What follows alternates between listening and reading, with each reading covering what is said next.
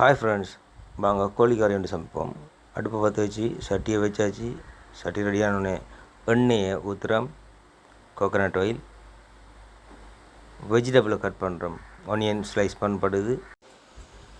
Onion வெட்டி கொண்டிருக்கோம்.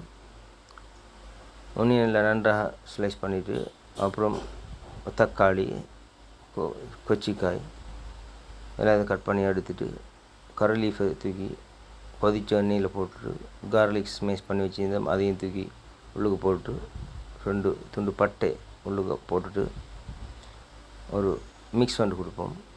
நல்ல ஸ்மெல் வந்துகிட்டு இருக்கி. அந்த ஸ்மெல்லோடைய டெலிஷியஸான கோழிக்கறி சமைக்கும். இப்போ வெட்டி வச்சு வெங்காயத்தில் கொஞ்சம் போடுறோம். நல்ல சவுண்ட் வருது. போட்டுட்டு ஆனியன் போட்டாச்சு, தக்காளியும் போடுபடுது. தக்காளி போட்டாச்சு. அப்போ மிக்ஸ் பண்ணி கொடுப்போம். அப்படி மிக்ஸ் பண்ணி கொடுத்துட்டே இருக்கக்குள்ள அது நல்லா வதங்கிடும். வதங்கினதுக்கப்புறம் இந்த மாதிரி கொதிச்சுட்டு வரும். கறி கொச்சிக்காய் வெட்டி வச்சிருக்கோம் ஃபைனலில் போடுறதுக்கு. இப்போ நல்லா மிக்ஸ் ஆகிடுச்சு, வதங்கிடுச்சு.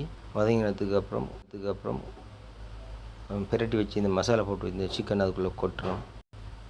ஃபுல்லாக கொட்டி மெதுவாக கொட்டுறோம்.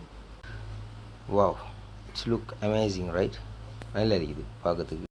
இப்போ கொஞ்சம் நேரம் விட்டதுக்கப்புறம் கொதிக்க ஆரம்பிச்சிடுச்சு. கறி ஸ்மெல் அந்த மாதிரி இருக்குது, சட்டப்படி ஸ்மெல். கறி நல்லா கொதித்து அழகான பதத்தில் வந்துருக்கு. அப்படியோ பிரட்டின மாதிரி கொஞ்சம் தண்ணி வற்றின மாதிரி தான் நாங்கள் இது எடுக்க போகிறோம். இப்போ கறி ரெடி ஆயிடுச்சு. இது கொஞ்சம் நேரம் வச்சோடனே தண்ணி, சிக்கனில் இருந்து தண்ணி விட்டு நல்ல ஒரு கறி பதத்தில் வந்து கறி ரெடி ஆயிடுச்சு. Wow, it's looks so nice. Thank you for வாட்சிங்.